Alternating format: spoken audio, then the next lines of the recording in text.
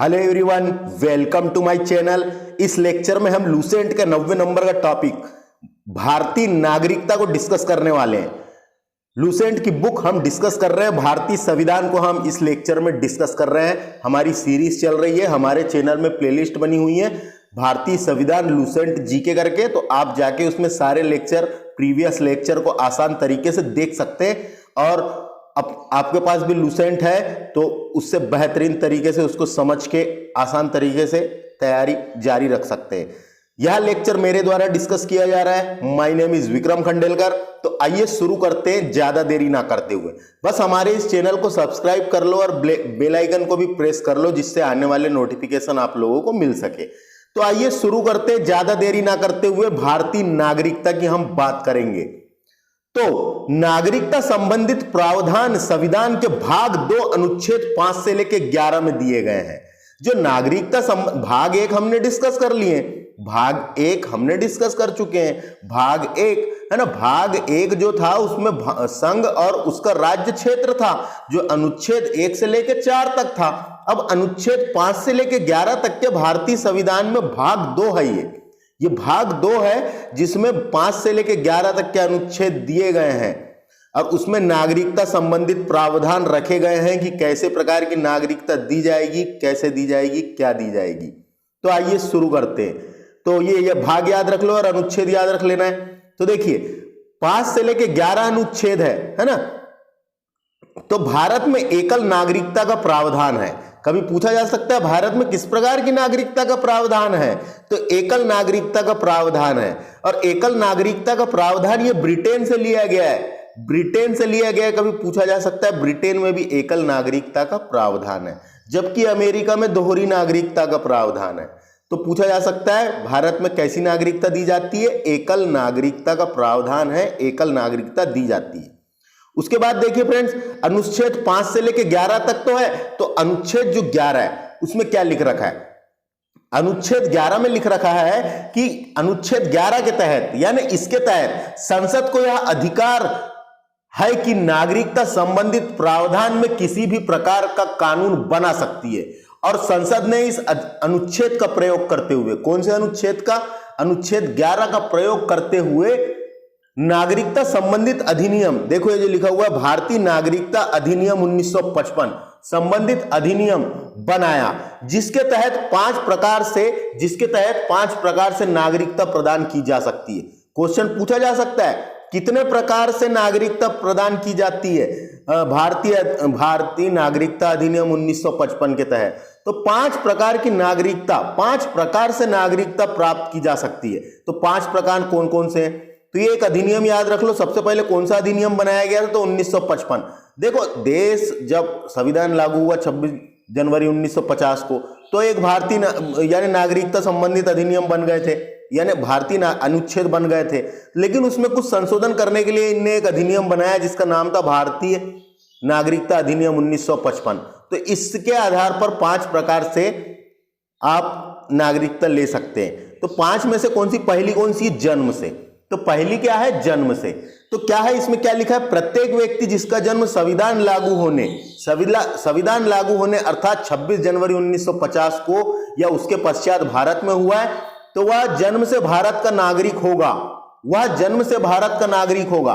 तो पहला आपको याद रखना है जन्म से, है ना। यदि कोई बच्चा 26 जनवरी 1950 या उसके बाद भारत के किसी भूभाग में पैदा होता है, तो वह जन्म से भारत का नागरिक होगा। ये पहला है जन्म के आधार पर। इसमें अपवाद भी हैं, जैसे राजनीतियों के बच्चे और विदेशियों के बच्चे, तो ये अपवाद को तो अलग रखो आप। तो एक याद रखो जन्म से, है ना। दूसरा बात करेंगे हम वंश के आधार पर, यानी वंश परंपरा द्वारा नागरिकता कैसी दी जाएगी। तो भारत के बाहर अन्य देश में 26 जनवरी 1950 के बाद जन्म लेने वाला व्यक्ति या बच्चा भारत का नागरिक माना जाएगा यदि उसके जन्म के समय उसकी माता या पिता, माता लिखा है या पिता में से कोई भारत का एक नागरिक हो। माता या पिता दोनों में से एक कोई भारत का नागरिक हो, तो भी वो जो बच्चा जो बाहर पैदा होगा दूसरे देश में, विदेश में, वो भी भारत का नागरिक कहलाएगा। माता या पिता का भारतीय होना जरूरी है। तो इससे आपको क्या समझ में आया? वंश के आधार पर, यदि जन्म के समय उसके बच्चे, यदि जन्म के समय उसका बच्चे के यदि जन्म के समय उसके बच्चे के माता या पिता भारत के नागरिक है, माता या पिता भारत के नागरिक हैं, तो वह बच्चा वंश के आधार पर भारत का नागरिक होगा। तो ये समझ में आ गया। दूसरा क्या है, उसके बाद क्या हुआ था, एक नोट लिख रखा है, देखिए एक संशोधन किया गया था। माता की नागरिकता के आधार पर विदेश में जन्म लेने वालों को नागरिकता प्रदान करने का प्रावधान नागरिकता संशोधन अधिनियम 1992 द्वारा जोड़ा गया, है ना। तो 1992 द्वारा एक अधिनियम जोड़ा गया, एक संशोधन किया गया कि माता की नागरिकता के आधार पर अगर माता भी भारत की है और वो भले उसका बाप कहीं का है, लेकिन माता अगर भारत की है और वो भी अगर विदेश में जन्म होता है तो उसे भी नागरिकता मिलेगी। तो ये जोड़ा गया था एक, तो इसको याद रखो। उसके बाद तीसरा क्या है, देशीकरण के द्वारा। देशीकरण, नाम से पता चल रहा है देशीकरण का मतलब क्या है, यहां पे नाम से पता चल रहा है देशी तरीके से। तो भारत सरकार के देशीकरण का प्रमाण पत्र प्राप्त कर भारत की नागरिकता प्राप्त की जा सकती है। तो भारत सरकार में आप जाके देशीकरण यानी आप देश में रहने लगेंगे तो देशीकरण का प्रमाण पत्र प्राप्त कर भारत की नागरिकता प्राप्त की जा सकती है। तीसरे नंबर का क्या है, देशीकरण द्वारा, याद रखना है। चौथा है पंजीकरण द्वारा नागरिकता। तो पंजीकरण के माध्यम से कैसे नागरिकता मिलेगी, तो निम्न वर्गों में आने वाले लोगों को पंजीकरण के द्वारा भारत की नागरिकता प्राप्त कर सकते हैं। तो कैसे, वे व्यक्ति जो पंजीकरण प्रार्थना पत्र देने की तिथि से 6 महीने पूर्व भारत में रह रहा हो, 6 महीने पूर्व भारत में अगर रह रहा है, 6 महीने से भारत में रह रहा है, तो वह पंजीकरण करा के नागरिकता प्राप्त कर सकता है। वे भारतीय जो अभाज्य भारत से बाहर किसी देश से निवास कर रहा हो, तो भारत के बाहर अगर किसी देश में निवास कर रहा है, वे भारतीय जो अभाज्य भारत किसी देश में निवास कर रहा हो तो उसे भी दे सकते हैं। वे स्त्रियां जो भारतीय से विवाह कर चुकी है या भविष्य में करने वाली है तो उसको भी नागरिकता दे देते। तो भारतीय नागरिकों को नाबालिग बच्चे उनको भी मिल जाएगा। राष्ट्रमंडल देशों के नागरिक जो भारत में रहते हो या भारत सरकार की नौकरी कर रहे हो, आवेदन पत्र देकर भारतीय नागरिकता प्राप्त कर सकते हैं। तो ये 4 प्रकार की समझ में आया, एक पंजीकरण द्वारा। उसके बाद 5 है भूमि विस्तार द्वारा। भूमि विस्तार से क्या समझ में आया आपको, भूमि विस्तार का मतलब बोलेगा एक प्रकार से नए अर्जित क्षेत्र। तो क्या लिखा है इसमें देखो, यदि किसी नए भूभाग को भारत में शामिल किया जाता है तो उस क्षेत्र में निवास करने वाले व्यक्तियों को स्वतः भारत की नागरिकता प्राप्त हो जाएगी। तो सही बात है ना।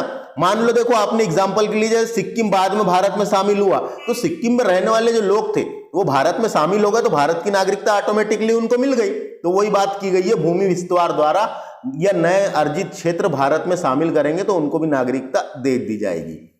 तो क्वेश्चन पूछा जा सकता है नागरिकता कितने प्रकार से दी जाती है, तो 5 प्रकार से, ये याद रखें। उसके बाद क्या हुआ था, ये जब बन गया था 5 प्रकार से, इसमें भी संशोधन किया गया।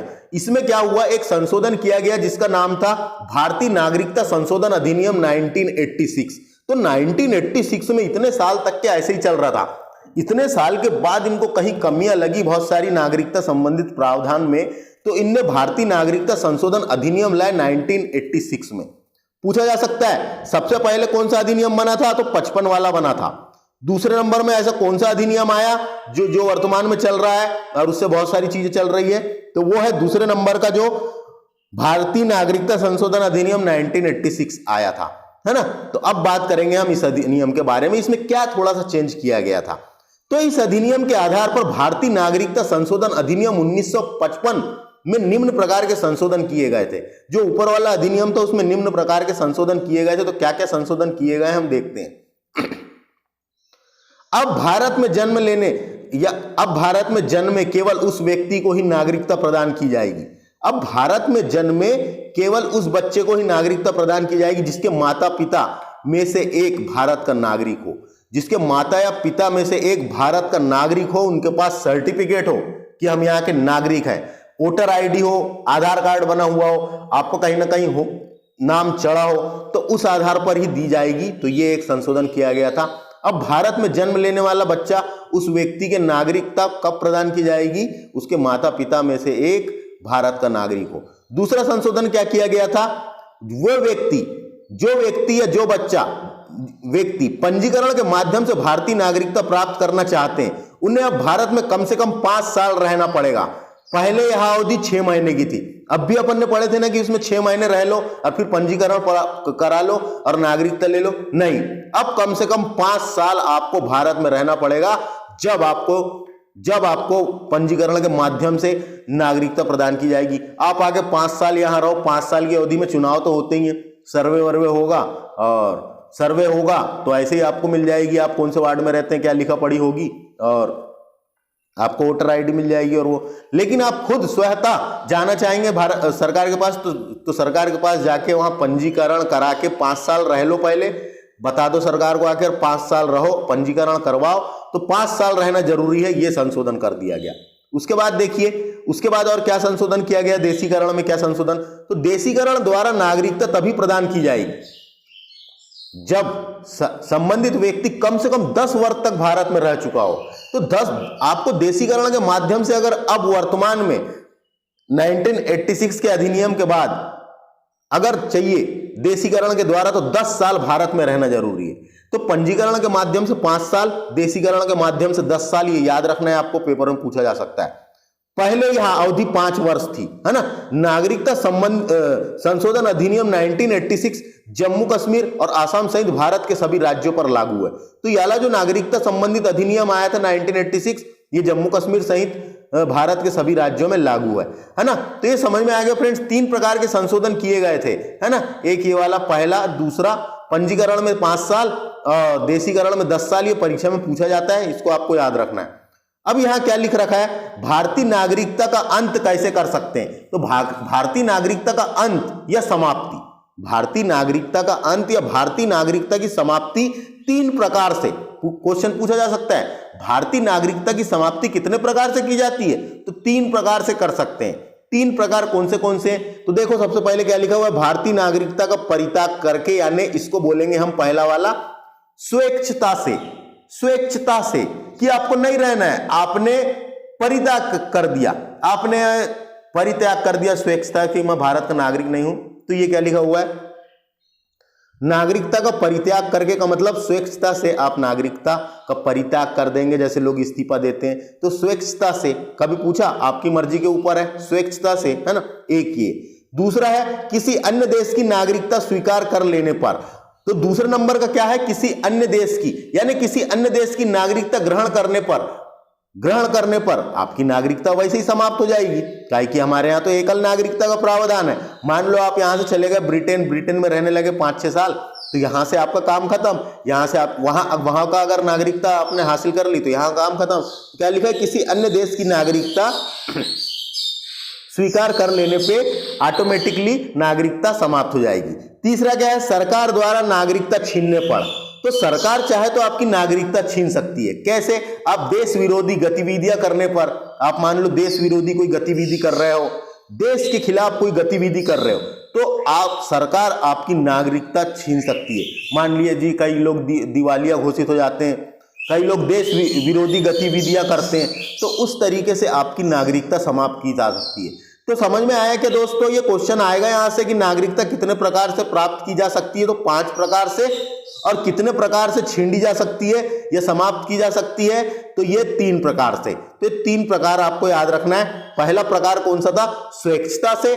दूसरा अन्य देश की नागरिकता ग्रहण कर लेने पर, और तीसरा था देश विरोधी काम करने पर, यानी सरकार द्वारा नागरिकता छीन लेगी, है ना। तो ये अब कुछ लिखा है उसको भी देखते हैं। जम्मू कश्मीर राज्य में विधानमंडल को निम्न विषय में संबंध में राज्य को स्थायी रूप से निवास करने वाले व्यक्ति को यहां अधिकार तथा विशेषाधिकार प्रदान करने की शक्ति प्रदान की गई है ना। तो राज्य के अधीन नियोजन के संबंध में ये जम्मू कश्मीर को शक्ति प्रदान की गई है। राज्य के अधीन नियोजन के संबंध में, राज्य में अंचल संपत्ति के अर्जन के संबंध में, राज्य के स्थायी रूप से बस जाने के संबंध में, और छात्रवृत्ति अथवा इस प्रकार की सहायता जो राज्य सरकार प्रदान करी, तो इस संबंध में जम्मू कश्मीर को थोड़ा बहुत दिया गया है। वैसे जम्मू कश्मीर से 370 हट गया और जम्मू कश्मीर भारत के 2 केंद्र शासित प्रदेश बन गए हैं। तो अब ये सब उतना मायने नहीं रखता, ये पुराना लिखा हुआ है, लेकिन फिर भी आप इसको देख सकते हैं, है ना। तो ये ऊपर का तो याद रखो। अब हमने यहाँ पे क्या पढ़े, नागरिकता संबंधित प्रावधान भाग 2 अनुच्छेद 5 से लेकर 11 तक के दिए गए हैं। तो मैं आपको पूरे अनुच्छेद बता देता हूं कि 5 में क्या लिखा है, 6 में क्या लिखा है, 7 में, 8 में, 9 में, 10 में, है ना। देखो दोस्तों, ये भाग 2 नागरिकता अनुच्छेद 5 से लेके 11 तक के दिया गया है। इसको आप पढ़ सकते हैं, मैंने अभी आपको लूसेंट की बुक से समझा दिया हूं।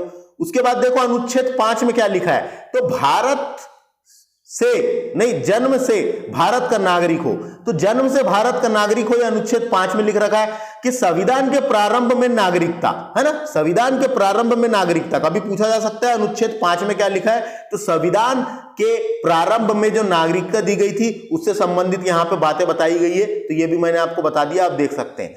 क्वेश्चन पूछा जा सकता है अनुच्छेद 5 में क्या है, तो जन्म से भारत का नागरिक हो, या ऐसा लिख सकता है भारत संविधान के प्रारंभ में नागरिकता। तो सही है, समझ में आ गया, संविधान के प्रारंभ में नागरिकता, अनुच्छेद 5। अब इसको आप पढ़ सकते हैं। अनुच्छेद 6 में क्या है, अनुच्छेद 6 इंपॉर्टेंट नहीं है, क्योंकि ये पहले जब संविधान लागू हुआ था उस टाइम का है। तो अनुच्छेद 6 में है पाकिस्तान से भारत आए लोगों की नागरिकता। पाकिस्तान से लगाए, देखो पाकिस्तान से भारत आए लोगों की नागरिकता के बारे में यहां पे दिया हुआ है अनुच्छेद 6 में। पाकिस्तान से भारत आए, है ना, कि संविधान जब लागू हुआ था उसके बाद के लिए अनुच्छेद काम का था, अभी इसका कोई अस्तित्व नहीं है। तो पाकिस्तान है फिर भी अस्तित्व, लेकिन देख सकते हैं बस आप, पाकिस्तान से भारत आए लोगों की नागरिकता पूछा जाएगा। पाकिस्तान से भारत आए लोगों की नागरिकता, अनुच्छेद 6, इसको आप पढ़ सकते हैं। अनुच्छेद 7 में क्या है, तो अनुच्छेद 7 में क्या है, तो अनुच्छेद 7 में जो है भारत से पाकिस्तान गए लोगों की नागरिकता। अनुच्छेद 7 में क्या है, भारत से पाकिस्तान गए लोगों की नागरिकता। अनुच्छेद 7 में भारत से पाकिस्तान गए लोगों की नागरिकता, तो इसको आप पढ़ सकते हैं, ये उतना इंपॉर्टेंट नहीं है। अनुच्छेद 7। अनुच्छेद 8 में क्या है, अनुच्छेद 8 इंपॉर्टेंट है। भारत में जन्मा हो परंतु विदेश में रहता हो, भारत में जन्मा हो परंतु विदेश में रहता हो, तो भारत के बाहर रह रहे बच्चा जो भारत का नागरिक होगा, यदि उसके माता पिता भारतीय हैं, यदि उसके माता पिता भारतीय हैं, इसका मतलब डायरेक्ट यही है, भारत के बाहर रह रहा बच्चा, ये जन्म लेने वाला बच्चा, यह रह रहा बच्चा समझ लो, भारत का नागरिक होगा यदि उसके माता पिता भारत के नागरिक हैं, यदि उसके माता पिता भारत के नागरिक हैं। तो अनुच्छेद 8 में लिखा हुआ है। अब अनुच्छेद 9 की बात करेंगे, तो अनुच्छेद 9 में जो है विदेशी नागरिकता लेने पर भारत की नागरिकता समाप्ति, ये लिखा हुआ है, विदेशी राज्य की नागरिकता लेने पर भारत की नागरिकता का ना होना, यह समाप्ति, वही है। अनुच्छेद 9 में क्या है, विदेशी नागरिकता लेने पर भारत की नागरिकता की समाप्ति, इसको आप पढ़ सकते हैं। अनुच्छेद 10 में क्या है, नागरिकता का बना रहना, नागरिकता के अधिकारों का निरंतरता बना रहना, इसको हम डायरेक्टली आम भाषा में बोल सकते हैं, नागरिकता का बना रहना जब तक कोई संशोधन संसद नहीं करती, जब तक के नागरिकता का बना रहना, तो इसमें बताया गया है, यहां पे आप इसको पढ़ सकते हैं। अनुच्छेद 10 के बाद अनुच्छेद 11 में क्या लिख रखा है, तो अनुच्छेद 11 इंपॉर्टेंट है। अनुच्छेद 11 में क्या लिखा है, तो अनुच्छेद 11 जो है संसद द्वारा नागरिकता के अधिकारों को, संसद द्वारा नागरिकता के अधिकारों को नियंत्रित करने के लिए कानून, है ना, तो नागरिकता संबंधित कानून संसद बनाएगी, कोई दूसरा नहीं बना सकता। जो हमारी पार्लियामेंट है, संसद है, तो संसद नागरिकता संबंधित कानून संसद बनाएगी, और संसद में भी गृह मंत्रालय के अधीन आएगा, ये पूछा जा सकता है कभी। नागरिकता कौन देता है, तो गृह मंत्रालय देता है। तो संसद द्वारा नागरिकता के अधिकार को नियंत्रण करने के कानून, तो नागरिकता के विषय में ला या विधि बनाने का अधिकार केवल संसद के पास है, केवल संसद के पास है, और उसके अलावा भी गृह मंत्रालय देता है। कभी पूछा जा सकता है नागरिकता कौन देता है ना, तो गृह मंत्रालय देता है। तो इतना याद रखना है। समझ में आ गया क्या, बहुत आसान था। अनुच्छेद 5 में क्या है, 6 में क्या है, 7 में क्या है, 8 में क्या है, 9 में क्या है, 10 में क्या है और 11 में क्या है, इतना समझना है मात्र। जिसमें से आपको ये वाला पूछा जा सकता है, बस अनुच्छेद 11 इंपॉर्टेंट है। अनुच्छेद 11 का प्रयोग करके ही, इसके तहत ही संसद को यह अधिकार था कि नागरिकता संबंधित प्रावधान में किसी भी प्रकार का कानून बना सकती है, और संसद उस अनुच्छेद का प्रयोग करके नागरिकता संबंधित अधिनियम बनाई थी। सबसे पहले 1955, उसके बाद 1986 वाला अधिनियम बनाई। उसके तहत 5 प्रकार से नागरिकता दी जा सकती है और 3 प्रकार से छीन ली जा सकती है। समझ में आ गया दोस्तों। तो इस तरीके से हमारा ये वाला लेक्चर समाप्त होता है, जिसमें हमने भारतीय नागरिकता को डिस्कस किए। इसके बाद वाला लेक्चर हम आगे के डिस्कस करेंगे जो लूसेंट की बुक में लिख रखे दिए हुए। तो थैंक्स फॉर वॉचिंग, हमारे इस चैनल को सब्सक्राइब करें। नमस्ते।